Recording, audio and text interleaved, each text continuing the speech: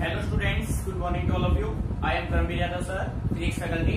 प्यारे बच्चों, in our previous lecture we discuss about work energy and power. बेटे कल हमने वर्क एनर्जी पावर को इंट्रोडक्शन किया था, जिसमें हमने स्टडी किया था वर्क क्या होता है, वर्क के डिफरेंट टाइप। अब बेटे देखो, अपना जो हमने प्रीवियस लेक्चर किया था उस लेक्चर में उस टेक्निकल इश्यू की वजह से अपना जो वीडियो है वो 23 मिनट्स तक तो बिल्कुल क्लियर चला था। 23 मिनट्स के बाद बेटे ओनली वीडियो में साउंड आया है और उसमें वीडियो डिस्प्ले नहीं हुआ है। ठीक है, तो बेटे आज का जो हम अपना लेक्चर है वो 23 मिनट्स के बाद स्टार्ट करते हैं। ठीक है, जिससे कि आपको किसी तरीके की कोई प्रॉब्लम ना हो। ठीक है, तो बेटे आगे के नोट्स अब आप इस वीडियो के जरिए आप प्रिपेयर कर सकते हैं। ठीक है, तो नेक्स्ट टॉपिक हम अपना जो हमारा लास्ट ड्रॉप हुआ था उस वीडियो में वहीं से लेके चलते हैं। ठीक है, तो बेटे फोकस कीजिए। नेक्स्ट टॉपिक अपना था उसमें work done by a variable force. ठीक है बेटे, जो work done by a variable force है ये काफी इंपॉर्टेंट कंसेप्ट है। ठीक है, देखिए फिजिक्स में आप बेसिकली देखते हैं, जैसे आपने लॉज ऑफ मोशन में रॉकेट वाला केस किया था। आप किसी ऑब्जेक्ट पे मान लीजिए किसी ऑब्जेक्ट पे आपने फोर्स एक्सर्ट किया, फोर्स एक्सर्ट करने से ऑब्जेक्ट स्मॉल डिस्प्लेसमेंट देता है। तो बेटे जब डिस्प्लेसमेंट स्मॉल होगा तो वर्क डन भी स्मॉल होगा। क्लियर है?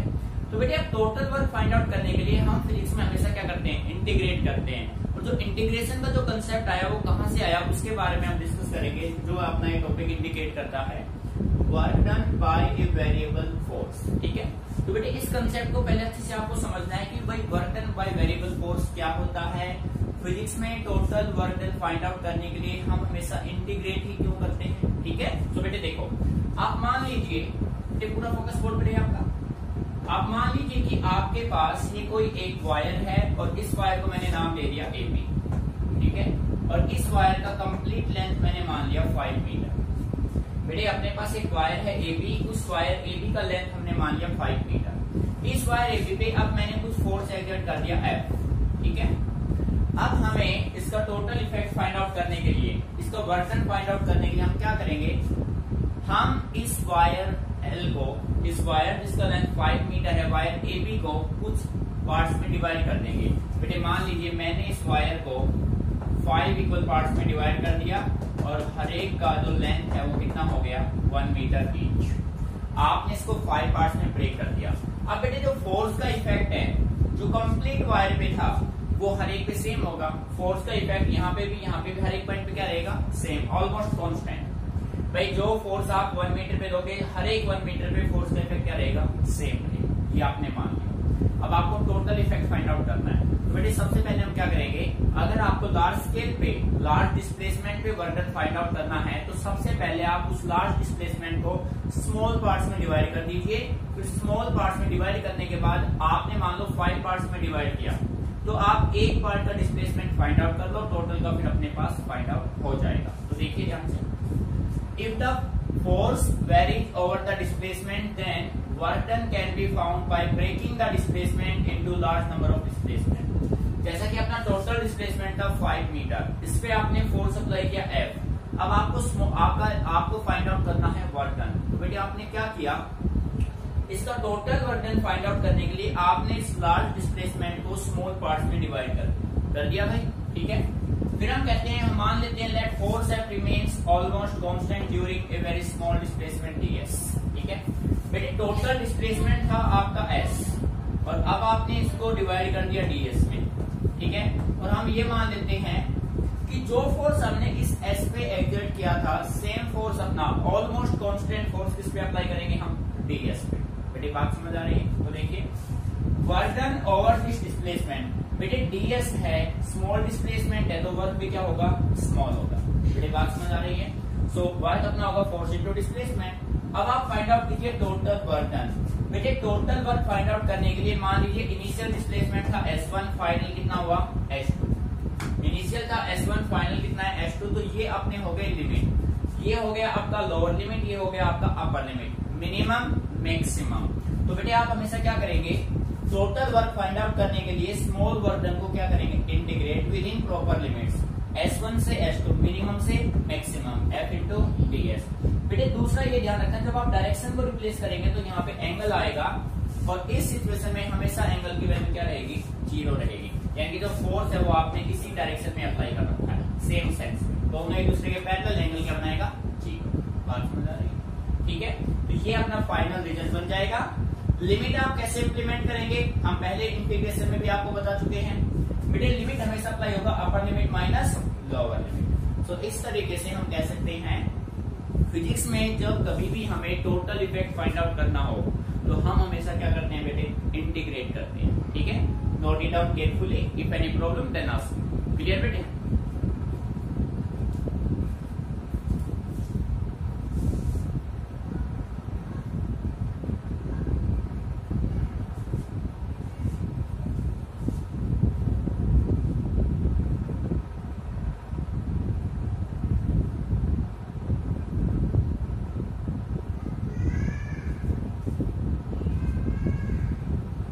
प्यारे बच्चों, अब मैं इसको रॉक कर रहा हूं और इसी के बेस पे हम इसका प्रैक्टिकल यूज देखते हैं, इसके एप्लीकेशन का यूज करते हैं। ठीक है, देखो एप्लीकेशन अच्छे समझना है आपको। बेटे यहाँ पे अभी क्वेश्चन बनाते हैं हम, जिसके बेस पे इसको हम सोल्व करेंगे। अच्छे समझना है आपको। बेटे क्वेश्चन राइट कीजिए। क्वेश्चन आपका ये है, find the work done, find the work done in expanding, find the work done in expanding the spring, in expanding the spring by length L। बेटे अच्छी समझना कंसेप्ट। ठीक है भाई, आपके पास क्वेश्चन ये है, मैंने आपको एक स्प्रिंग दे दिया बेटे, जैसे मान लो मैंने स्प्रिंग दे दिया। ठीक है, अब इस स्प्रिंग को आपको एक्सपेंड करना है। इसका साइज मान लो 1 मीटर है, 2 मीटर मान लो। अब इसके साइज को हमने इसको एक्सपेंड किया, एलोंगेट किया। इसके साइज को मैंने 2 मीटर से कितना बना दिया, 3 मीटर बना दिया। तो ये कह रहा है आपके पास कोई एक स्प्रिंग है, उसके लेंथ को आपने कितना इंक्रीज कर दिया, L कर दिया। कितना कर दिया, L। तो आपने कितना वर्क किया, इसको एक्सपेंड करने में आपने क्या वर्क किया, वो आपको फाइंड आउट करना है। तो बेटे देखो, समझना है भाई ध्यान से। सॉल्यूशन भाई, मैंने मान लिया कि मेरे पास ये एक स्प्रिंग है, let us consider a spring.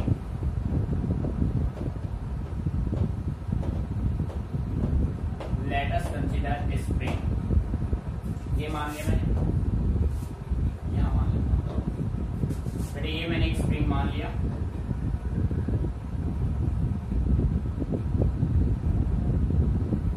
ये मैंने एक स्प्रिंग मान लिया।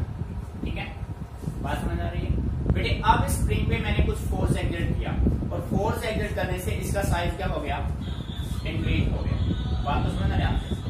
ठीक है, देखो ध्यान से बेटे। अब देखिए, स्प्रिंग पे मैंने कुछ फोर्स एक्सर्ट किया, फोर्स एक्सर्ट करने से ये अपने आप को एलोंगेट करेगा।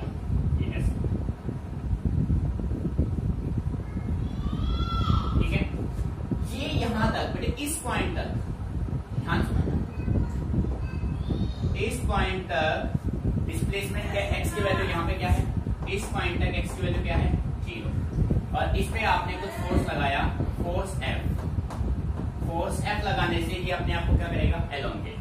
अब बेटे देखो, आपके पास मैंने कहा एक स्प्रिंग है जिसका साइज, जिसका लेंथ है 2 मीटर। आपने उस पर कुछ फोर्स लगाया, फोर्स लगाने से उसका साइज इंक्रीज हुआ, आपने 2 मीटर से कर दिया 3 मीटर। अब जैसे आप इस फोर्स को रिप्लेस करेंगे, स्प्रिंग अपने आप को कंप्रेस करेगा। अब बेटे ये जो फोर्स हुआ, दिस इज डिफॉर्मिंग फोर्स, और जैसे आपने डिफॉर्मिंग फोर्स रिप्लेस किया, ये अपने आप को रिस्टोर करेगा। That force is said to be restoring force. तो यहाँ पे ये अपने आप को करेगा रिस्टोर, तो दिस इज रिस्टोरिंग फोर्स। प्यारे बच्चों, RF किसको रिप्रेजेंट करेगा, रिस्टोरिंग फोर्स। एक्स की वैल्यू 0 है और यहाँ पे एक्स की वैल्यू क्या हो गई, L। यानी कि एलोंगेशन आपने कितना किया, 0 से L। मिनिमम लिमिट 0 हो गया, मैक्सिमम कितना हो गया, L। इस पॉइंट तक तो इसका एलोंगेशन कांस्टेंट है, 0 है, और एलोंगेशन यहां से शुरू होगा, यहां से यहां तक एलोंगेशन बेटे कितना हुआ, L हुआ। ठीक है, अब आप किसी बॉडी को क्या बेटे ऐसा कर सकते हैं कि बॉडी को एक्सपेंड किया 2 मीटर और कंप्रेस कर दिया 3 मीटर, ऐसा पॉसिबल नहीं है। आप बॉडी को जितना एक्सपेंड करते हो उससे ज्यादा आप उसको कंप्रेस नहीं कर सकते। तो मैं सिंपल वे में कह सकता हूं कि इस स्प्रिंग को जब मैंने पुल किया, पुल करने में जो फोर्स हमने एक्सर्ट किया, वो फोर्स इक्वल एंड अपोजिट होगा रिस्टोरिंग फोर्स के। बात समझ आ रही है? So we can say that the force required to pull the spring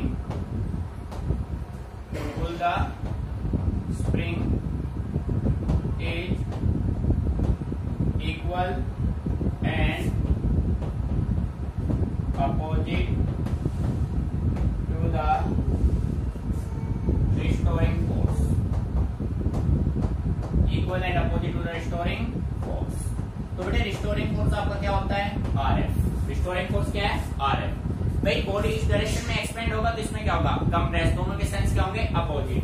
सो प्यारे बच्चों मैं कह सकता हूं मैंने बॉडी को जितना एक्सपेंड किया उतना ही मैंने इसको क्या किया? रिस्टोर किया। ठीक है। F प्रोपोर्शनल किसके हो जाएगा? X के। F प्रोपोर्शनल किसके हो जाएगा? X के। बेटे बात समझ आ रही है?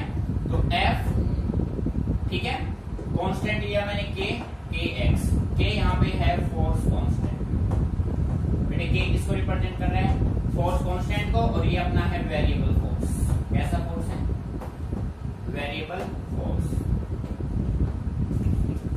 बेटे वेरिएबल फोर्स कौन सा फोर्स होगा? जो फोर्स एक्ट करे डिफरेंट डिस्प्लेसमेंट पे, that force is said to be variable force. F अपना हो गया Kx। ठीक है। अब देखो आपको टोटल वर्क निकालना है। Total work done, total work done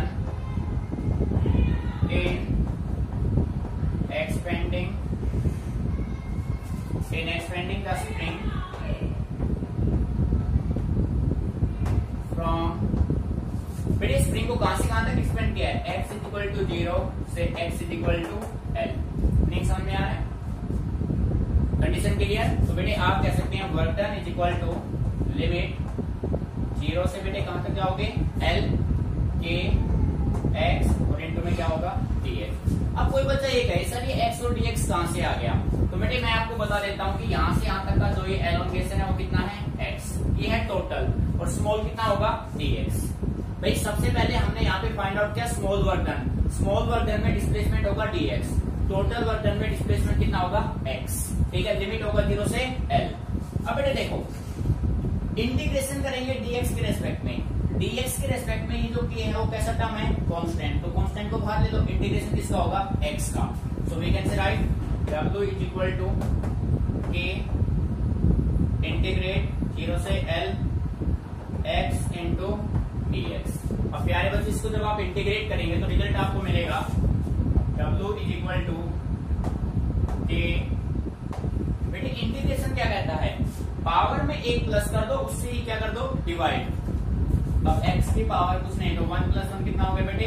2 upon में क्या होगा? 2। लिमिट 0 से l। w is equal to k। बेटे 2 को भी कॉमन ले लो। हमने यहां से 2 को भी कॉमन ले लिया। अपने पास बचा x स्क्वायर। अब बेटे ध्यान से सुनना, लिमिट कैसे अप्लाई होता है?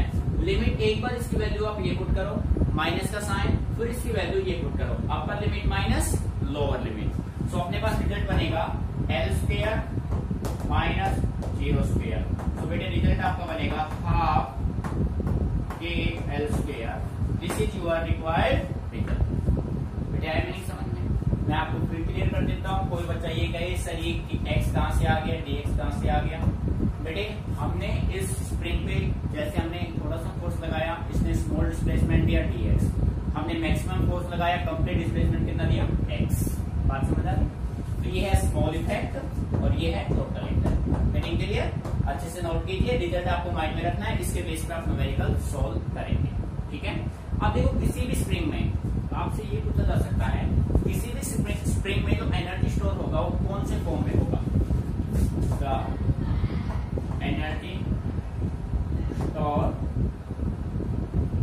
इन the form of potential energy. In the form of potential energy. So बेटे पोटेंशियल का symbol U, half k l square is your required result. इसके बेस पर आप न्यूमेरिकल आप इजीली सॉल्व कर सकते हैं। ठीक है। फिर भी आपको कोई प्रॉब्लम लगे तो मेरे से डिस्कस करना, रटना नहीं है, चीजों को समझना। ठीक है बेटे, नोट इट डाउन केयरफुली।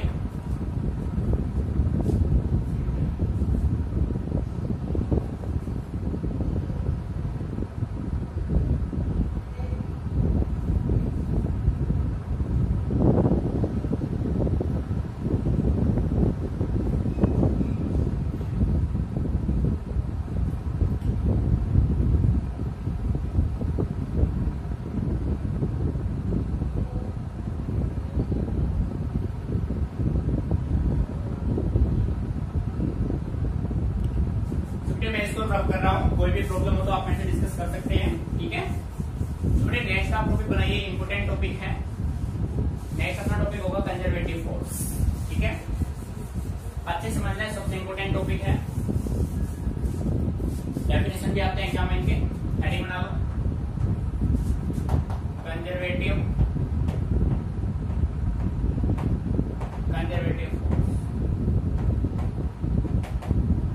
बेटे कंजर्वेटिव फोर्स की हम दो डेफिनेशन यहाँ पे क्रिएट करेंगे, प्रैक्टिकल आपको समझना है चीजों को, ठीक है। भाई कोई भी फोर्स कंजर्वेटिव कब होगा उसके बारे में हम बात करें। देखो बेटे आप मान लो, आप ये मान लीजिए कि आपके पास यहाँ पे कोई एक पॉइंट है ए, सेकंड पॉइंट है बी। भाई समझना है ध्यान से। अब आप चाहते हो कि आपको पॉइंट ए से बी जाना है, ए से कहां जाना है, बी। तो बेटे ए से बी जाने के रास्ते में बना लेता हूं। मैं ए से बी गया, एक तो सीधा चला गया, एक मैं यहां से घूम के गया ऐसे, एक मैं यहां से घूम के गया।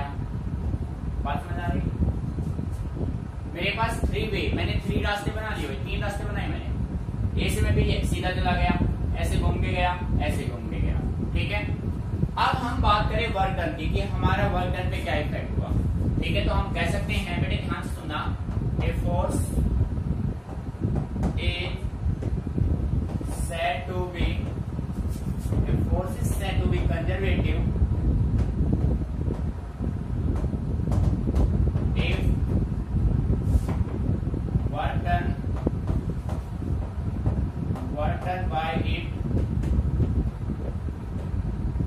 by it is independent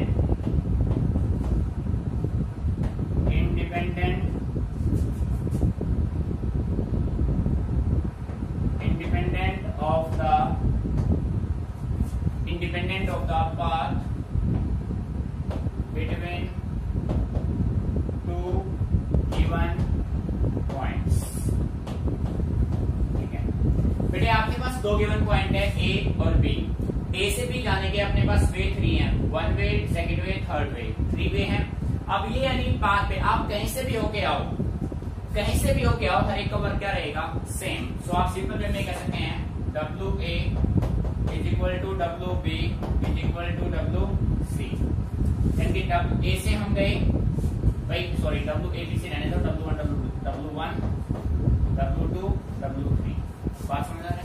यानी कि आप ना पाथ 1 से गए, 2 से गए, 3 से गए, हर एक पाथ का जो वर्क डन है वो आपका क्या है, सेम। इट मीन्स अगर आपका work done by force independent हो पाथ का, then force is said to be conservative. तो बेटे फोर्स कौन सा होगा, कंजर्वेटिव होगा, ठीक है। अच्छे समझना इस बात को। सेकंड डेफिनेशन मैं इसके लिए बना सकता हूं, ध्यान दीजिए। फर्स्ट ये हो गया, सेकंड ये देखो, a force is said to be conservative, a force is said to be conservative if work done by it over a closed path is equal to 0,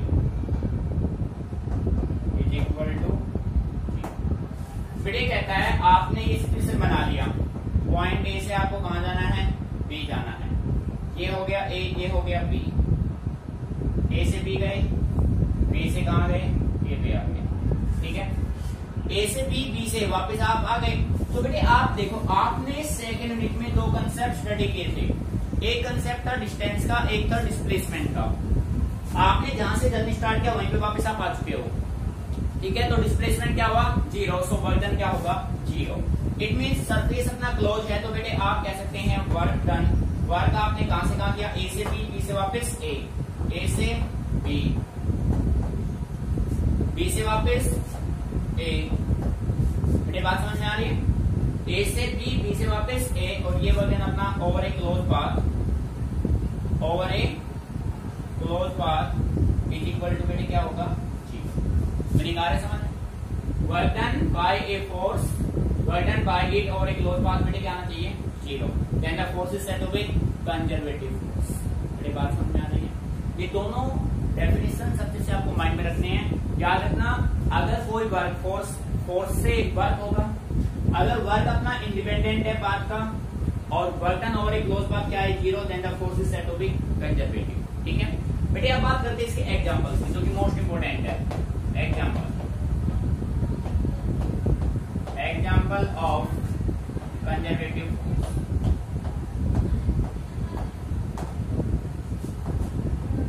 example of conservative. बेटे अच्छे से समझना, conservative force के example, इनको proof भी आपसे पूछा जाएगा. भाई शो दैट आपसे बोला जाएगा. ठीक है, तो देखिए, all central forces are conservative. All central forces are conservative force. बेटे जितने भी सेंट्रल फोर्स हैं वो सभी कैसे फोर्स है? कंजर्वेटिव. जैसे कि for example electrostatic force,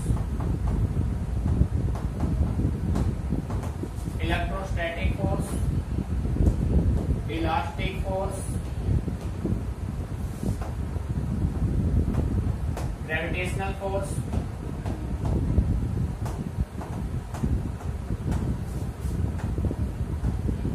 and magnetic force.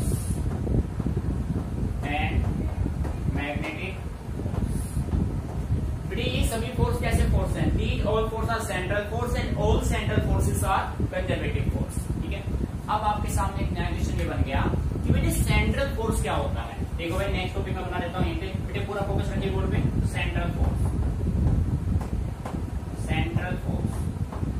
देखो बेटे ध्यान से सुनो.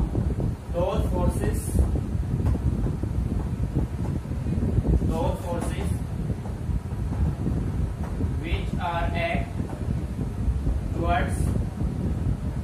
which are act towards or away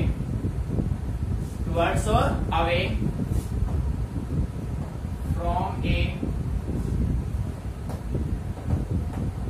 fixed point or center are called central force. ठीक है बेटे, जो फोर्सेस एक फिक्स पॉइंट से या फिक्स पॉइंट मान लो, सेंटर मान लो, सेंटर या तो उसकी तरफ लगे या उससे अवे लगे, तो सारे कैसे फोर्स होंगे? These forces are said to be central force. For example, ये सारे एग्जांपल सेंट्रल फोर्स के हैं. Electrostatic, elastic, magnetic, gravitational. आप देखो एक ही कंडीशन में दोनों मेंटेन कर सकते हो. ये अपने पास कोई भी लिया, ये हो गया सेंटर. ठीक है, ये हो गया रेडियस. बेटे इस साइड जो फोर्स लगेगा दैट इज सेंट्रीफ्यूगल, और इस साइड जो फोर्स लगेगा दैट इज सेंट्रीफ्यूगल. एक फोर्स सेंटर की तरफ है, एक फोर्स सेंटर से अवे है. Directed towards, directed away. ये दो इसके एग्जांपल है. Both are example of conservative force. ठीक है, कंसेप्ट इंपोर्टेंट है, अच्छे से नोट कीजिए. कोई भी पॉइंट आपको समझ में नहीं आता है तो फिर से डिस्कस कीजिए. ठीक है,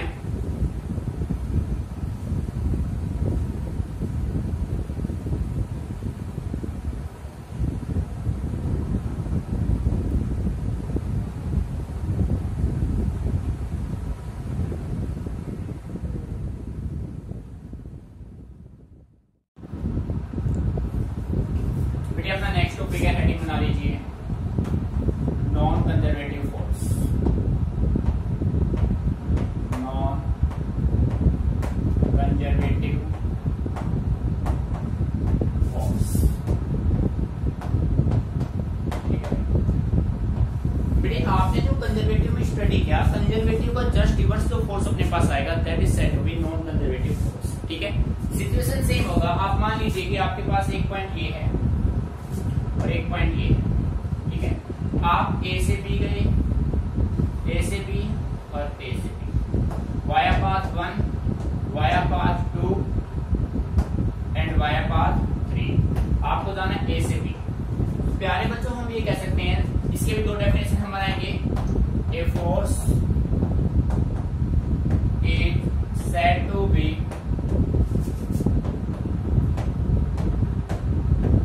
non-conservative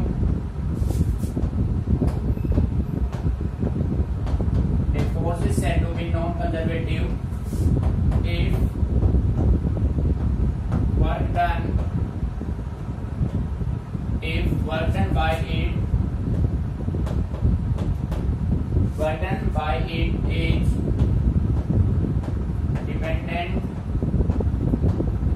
dependent of path between the two given points। ठीक है बेटे, वर्क डन किस पे डिपेंड करे? पाथ पे डिपेंड करे। तो सिंपल वे में आप कह सकते हैं work done W1 is equal to W2 is equal to W3। बेटे ये नहीं होगा, W1 not equal to W2 not equal to W3। तो बेटे उसमें था पाथ का इंडिपेंडेंट और इसमें है पाथ का डिपेंडेंट। अगर वर्क डन आपका पाथ का डिपेंडेंट है that is non conservative. If the path independent then it is said to be conservative. बेटे मेरी समझ में आ रहा है? बस एक दो आपको एक सिंगल वर्ड चेंज करना है। पाथ का डिपेंडेंट है, वर्क डन पाथ डिपेंड करता है तो non conservative force, work done path का इंडिपेंडेंट है तो बेटे कंजर्वेटिव फोर्स। ठीक है, इसका सेकंड डेफिनेशन देखो, सेकंड कंसेप्ट समझिए। A force is said to be non conservative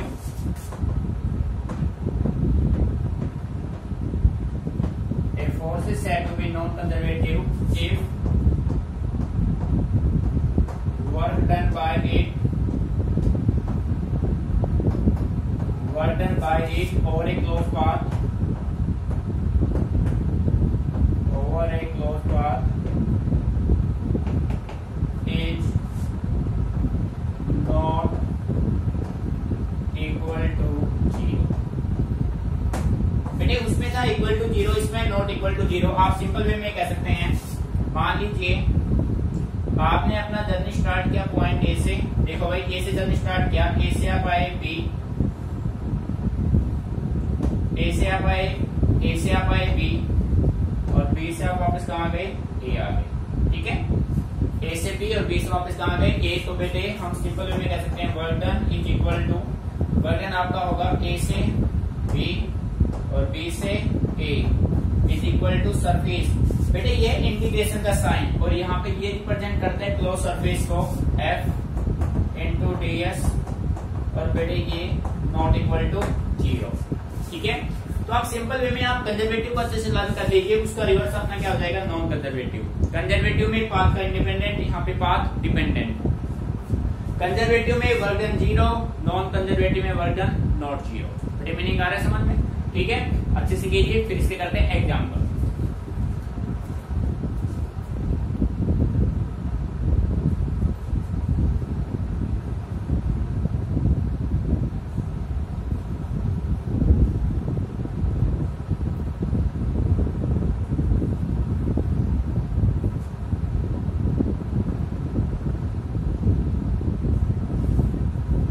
अब देखो बेटे एग्जाम्पल्स की अगर हम बात करें, हेडिंग बना लीजिए यहाँ पे, एग्जाम्पल्स ऑफ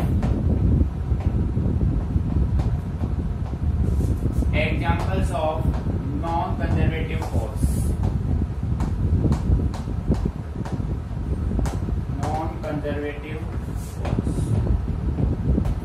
ठीक है भाई, देख बेटे work done by conservative force क्या? Work done by all central force. आपके पास जो भी सेंट्रल फोर्स थे जैसे electrostatic force, electromagnetic force, elastic force, ये सभी थे सेंट्रल फोर्स, तो वो सभी थे कंजर्वेटिव फोर्स। अब देखो उसका जस्ट रिवर्स, तो आप कह सकते हैं all non central forces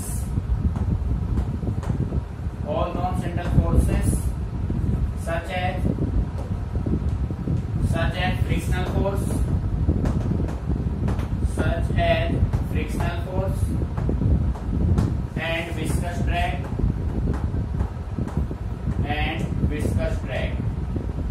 are non central force। ठीक है बेटे, जितने भी नॉन सेंट्रल फोर्स होंगे जैसे फ्रिक्शनल फोर्स, विस्कस ड्रैग।